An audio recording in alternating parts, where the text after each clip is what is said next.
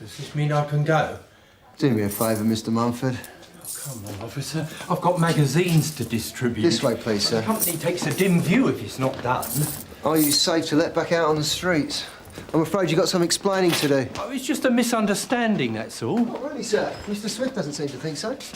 He's got a cut above his eye and blood all over his raincoat. He says you assaulted him. Oh, come on, that wasn't meant to happen. Oh, for heaven's sake, let me speak to him. Say I'm sorry. There's no need for this to go to court. There is if Mr. Swift wants to press charges. If you charge me, they won't have me back. What am I going to do for work? Well, you should have thought of that before you started attacking punters. This way, please, sir. Male menopause? Not exactly a typical free magazine vendor, is he? Not anymore, he isn't. It's your result from area, Philip. I'm afraid it's a no. Leave it on the desk, Derek. I'll read it in a minute. Better luck next time, eh?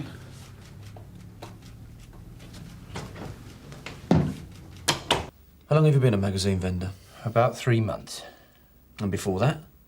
Leafleting, canvassing, all the usual rubbish that nobody wants to do. Nothing more permanent? Would you believe, this time last year I was managing Raglan's clothing factory, the one on Jamaica Lane. Oh, yeah. Yeah, I know it. What happened? Well, there was a takeover. I got the push. Can you tell us again what happened this morning, after you started work? Same as all the other mornings. Got to the tube at 7 o'clock. That's when the van drops off. 7:05, I'm there by the entrance, handing out the magazines. Not exactly complicated work. What response do you generally get? Well, it varies. There's not much social chit-chat, if that's what you mean. When somebody does acknowledge you, it's usually no more than a grunt. What do they care? They're commuters. They got proper jobs. Tell us what happened when Mr. Swift approached you. Well, he was walking quite fast, and you know the type, full of his own importance. Well, I didn't pay much attention, just held out a magazine for him to take. All right, so he didn't want it. I know that now. But he should have sidestepped, not just smacked my arm away like I was a piece of rubbish. Then what? Well, then he told me what I could do with my magazine. Is that when you tried to stuff it down the front of his raincoat? Yes. Honestly, that's all I intended to do. But it didn't stop there, did it, Mr. Mumford? Well, no, he wasn't having any. There was a bit of a scuffle. All right, I was upset, I admit it. But I swear that cut above his eye was his own fault. He should never have struggled. So you're saying it was an accident? That's right. The whole thing was a misunderstanding. You don't have to charge me. I'll just apologise to the man. Less fuss all round. I really need to keep this job. Right, I'm off now, Marion. Was this Mr. Brownlow's thing, sir? Yes, briefing to the divisional commanders on the proposed redeployment of resources. So only urgent calls, I think. Don't want to disturb Mr. Brownlow in full flow. Anything else you can give to Mr. Cato? Oh, that'll be popular. Huh? Mr. Cato appears to be having one of his days today. Yes. Well, just between you and me, he had a bit of a disappointment this morning. There was a post up for grabs, Area Welfare Chief Inspector. Didn't even get an interview. Oh, yes, I saw the letter. Well, you'll understand then why he's not his usual chirpy self. Oh, sir, I wonder if you knew what time you'd be back. At His Worship's pleasure, I'm afraid, Bob. Why do you ask? Well, I've got a prisoner due for review before 1 o'clock. I'm just trying to think ahead. Oh, don't worry, I should be back well before then. We're second case on and there's a strong chance the defendant won't even turn up. Anything else doing? No, nothing special. It's a bit quiet, really. Right then. Well, if there is anything urgent while I'm out, you could always take it directly to Mr. Cato. Oh, I don't think that would be necessary. OK. Yeah. No, I don't want to speak to him.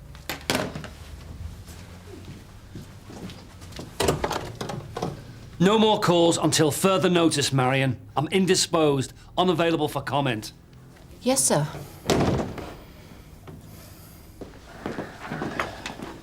Can I help you, sir? Sergeant Boyden, please. And your name is? Michael Swift. Can I say what it's about, Mr. Swift? Well, I would have thought that was fairly obvious. Well, not really, sir. In our job, it pays not to make assumptions about people. All right. At the risk of over-repeating myself, some lunatic attacked me outside the tube station. Now, do you want to wheel out a couple of traffic wardens? Have me tell it to them, too? It's an assault case, then, is it, sir? Brilliant. What insight? I can see the first woman commissioner is closer than we thought. You do want my help, I take it, sir? If it's not too much trouble. Oh, and, could we hurry it along a bit? I've got an appointment in just over an hour.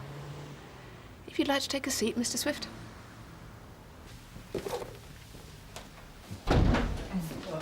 He said what? Want me to put him in the front interview room? Tell him to stay where he is. We'll get to him when we get to him. Well, we could actually do that one now, Sarge. You can if you like. Got the appointment with Cato. Appraisal interview. Oh, good luck. Yeah, Sarge, you want to stick my clipboard down the back of your trousers? What are you on about? Well, you know, the trip up the headmaster's study. Not that it's any of your business, Reg. But this is one of the best annual reports I've ever had. Quite looking forward to this interview, actually. No complaints then, Derek? Not from me, sir, no. Can't speak for the others, though. Oh, what's that supposed to mean? Oh, well, some people might think Sunhill's done rather well out of the reallocation. You're not suggesting I've been less than impartial, eh? No, of course not, sir. I'm sure your intentions are entirely honourable.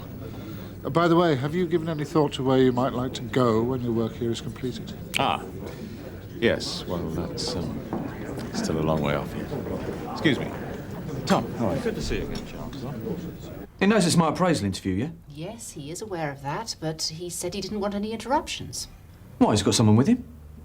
No. What's going on? He's been turned down for another job. So? So now I can't even get a signature out of him. Last time I went in there, he was just staring out of the window. He didn't even answer when I spoke to him. And the time before that, he was polishing his shoes. His shoes? Philip, Cato, this post he applied for. Oh, yes? What about it? Well, I was looking for the inside track on why he failed even to get an interview. He's bound to ask me. Well, as I understand it, there was a particularly strong list of candidates this time round. There's no shame in that. How's he taking it? As you'd expect. Look, sir, to be frank, he hasn't been 100% since that last appraisal you gave him. Yes. Well, as you know, Derek, motivating staff is one of the constant challenges of a line manager's ingenuity. So I was looking for your advice about what I could realistically offer. Stick and carrot, Derek, same as usual. Yes, sir, but as far as Philip Cato's concerned, is further promotion one of the carrots still in the bag? Well, perhaps I better have a word with him. Look, wait for me after the briefing, will you? I'll come back with you. Great, thank you, sir. Right, gentlemen. Sarge, bit quick. Just a formality, was it? If you must know, Reg, Mr. Cato was too busy studying the clouds to see me. Come again, Sarge. It appears Mr. Cato has lapsed into a catatonic state. Pressures of command, no doubt. Sarge, Swift's in the interview room now. We're ready to start. Right, let's do So, it. Sarge, is it right about Mr. Cato? Is he acting funny? Ask Marion if you don't believe me.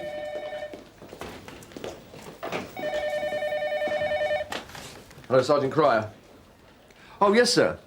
How's it going, then? So he's turned up, then? Oh, yes, the defendant turned up. The problem is he's decided to conduct his own defence. The rate we're going, it could take all day. Yes, I know. It looks like you'll have to go to Mr. Cato for that custody review after all. Personal details? Yes, that's right. Full name, address, age, occupation, that sort of thing. I'm 34 years old. If it's of any relevance, the rest is on the card. My home address is on the back. You work for Raglan's? Isn't that the same company Brian Mumford used to work for? That's right. Mumford used to run our factory out on Jamaica Lane. Notice I didn't say he used to manage the place, because quite clearly he didn't. Worst I've ever seen. So you know each other? Know each other. I was his area manager for the best part of a year. He didn't mention that. No, he didn't. I think you better fill us in with some of the details. What, like what a prat he was? Tell us about your working relationship. Did you get on at all? Hardly. Mumford came with the fixtures and fittings when we acquired Jamaica Lane. I could see from the off he wasn't going to hack it under the new management. He was uncooperative, inflexible, just unimaginative. His production levels weren't bad, but he had no conception of the way the industry's changing. No feeling for the kind of service our customers are starting to demand. I understand he was made redundant. He chose that, rather than drop to section supervisor. Isn't that constructive dismissal? Believe me, Sergeant, we had more than enough to support an outright dismissal. I'll give you an example.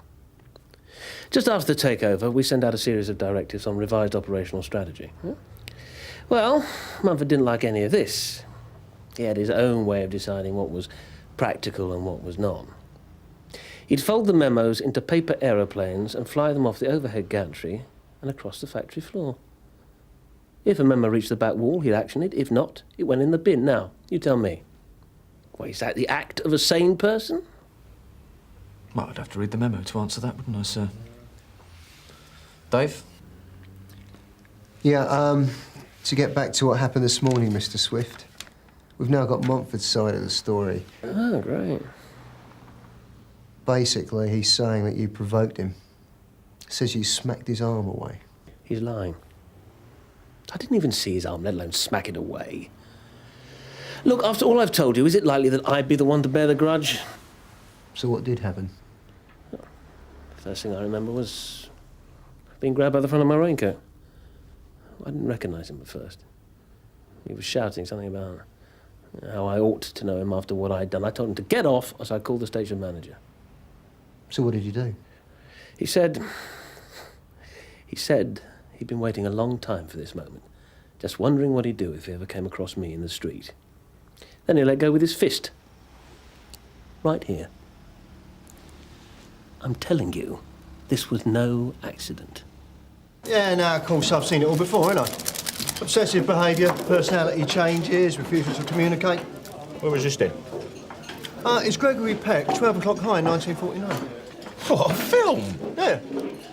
No, I'm serious. Look, Gregory Peck plays this autocratic commander of a broken-down bomber group in the Second World War. Very high on discipline. None of his men can stand him. Remind you of anyone, George? Didn't have a bald head, did he? Go on, so what happens next? Well, it's a bit of a mixed ending, really. All goes very well for the bomber group, but the strain and isolation of it all sends Gregory Peck completely up his trolley. He just sits in a chair all day, staring out the window, waiting for the planes to come back. Thank you, Dr. Hollis. Well, that's good enough for me. Bet it's something knocked up for police review. Bald-headed bastard finally loses marbles. Polly, keep an eye on things there, will you? I'm going to have a word with Mr. Cato. Will do, Sarge. As PC Quinnan says, Mr. Swift's account was very different. And given that you failed to tell us about your past history with him, I'm inclined to believe his version. Oh. There was no provocation, was there, Brian? You had an old score to settle. You saw your chance and you took it, didn't you? It's not how it was. Well, what made you do it? Was there something he said? How are the mighty fallen? Sorry, can you speak up, please? He said, how are the mighty fallen? Is that all? All? How do you think it felt hearing that? He's the bloke who took my job away. And you still want to apologise to him? Well, if it'll mean he doesn't press charges, what choice do I have? I appreciate what you're saying, Marion, but I'm afraid this is not negotiable. A prisoner's detention has to be reviewed by an inspector after 6 hours in custody. Now, as Inspector Munro has been delayed at the court, it's got to be Mr. Cato. Well, I'll see what he says. Thank you. Yeah. Sir.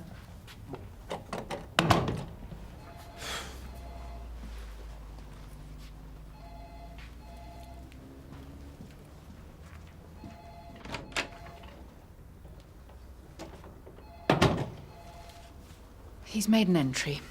Thank you. Review delayed due to the unavailability of the inspector. I told you he was a liar.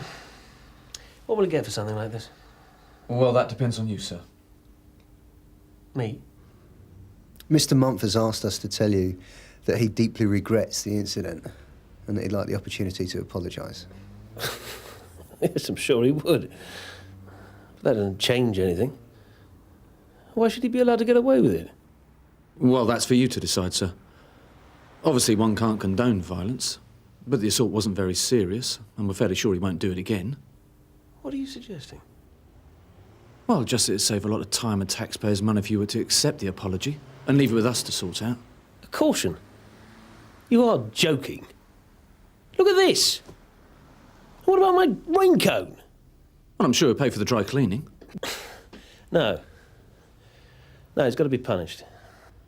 Really, sir? What for? Throwing a stupid punch or making paper aeroplanes? You don't seem to have... Look, Mr. Swift, he's 56 years old. His career is over. A conviction for assault could mean he'd never find permanent work again. Anyway, it's up to you. Oh, thank God that's over. Everything all right here, Bob? Yes, sir. You're just in time for the custody review. Didn't you take it to Mr. Cato? I did, but he wouldn't see me, sir. He's got his phone on divert. He's not seeing anyone. Oh? I must have something important on. I don't think so, sir. What is it? Could we have a word in your office, sir?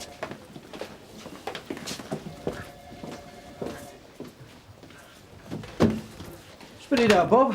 What's the problem? I've just spoken with Marion. Apparently Mr. Cato had a bit of a knockback on a job application.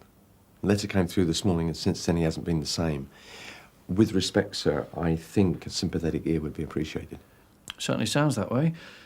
How many people know about this? About the letter? You, Matt and myself. Of course, there's one or two daft rumours floating around the canteen. Well, that's to be expected. Oh, you won't appreciate a direct approach. I'll have to think of something else. Smarmy git. Should have punched him myself. Oh, well, never mind. All Mumford's got to do is apologise and he's home and dry with a caution.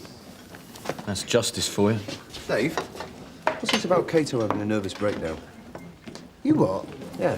They had a useful saying during the war. Careless talk costs lives. Think about it, Steve.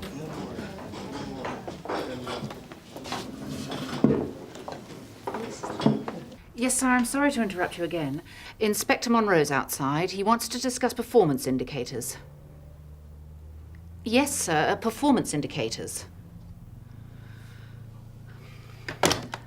What did he say? Nothing I'd care to repeat. I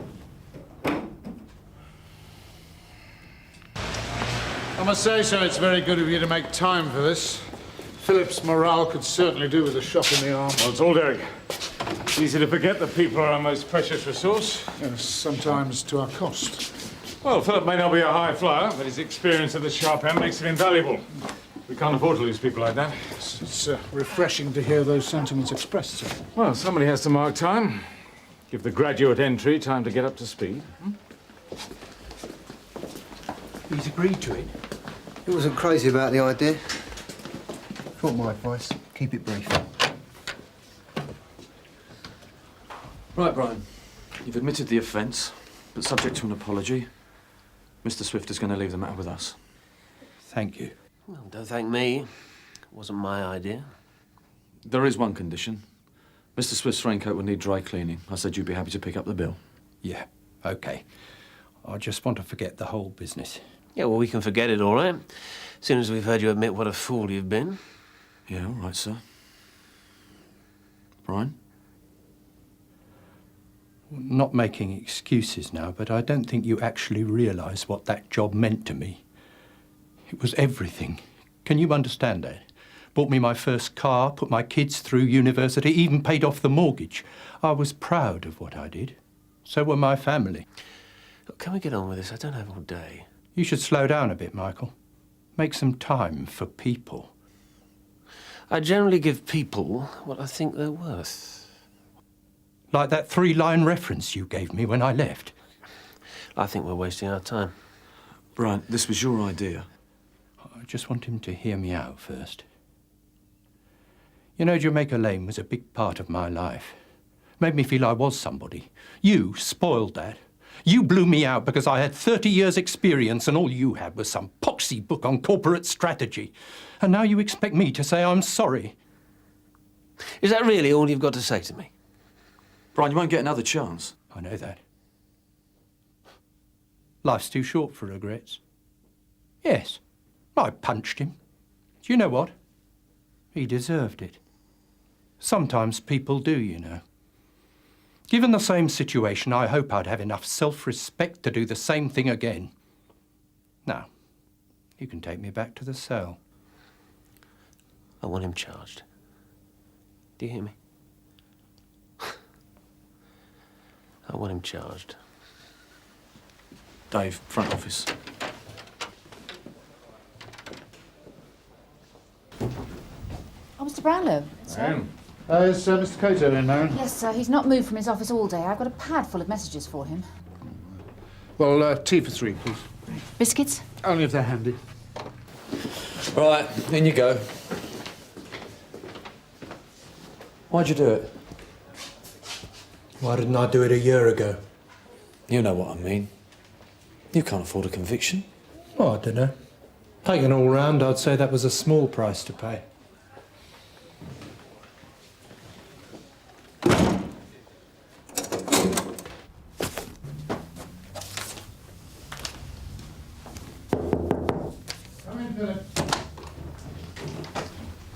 Could you spare a couple of minutes, Phil? Not really, Derek. I just came to give you this, but I suppose it's more fitting you have it now, so.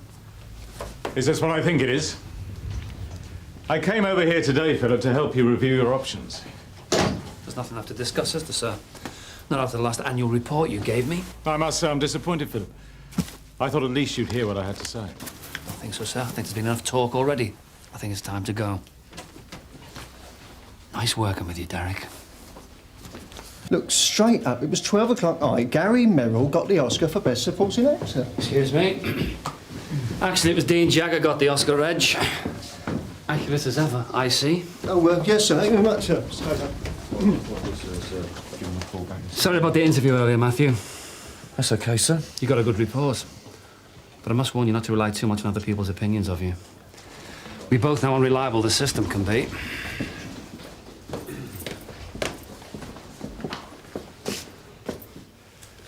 Right, sir. Goodbye, Bob. Thanks.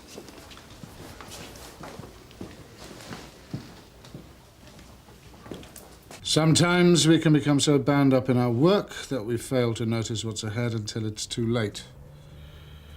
I was informed at my last appraisal interview that there would be no place in the new management hierarchy for old-style thief-takers unless they learn to swim with the tide of change. Having once again knocked upon the door of advancement and found it closed to the likes of myself, I feel I now have no alternative but to tender my resignation. I trust you will know what to do with it. Yours respectfully. Well, it's a pity he didn't show that sense of humour before. Might have gone in his favour. Yeah, he has a point, though, sir, about not realising how late it is. He didn't even get an interview for that job. Come on, Derek. Let's not rehearse those old arguments again. No, sir, just reminding myself to keep an eye on the clock in future.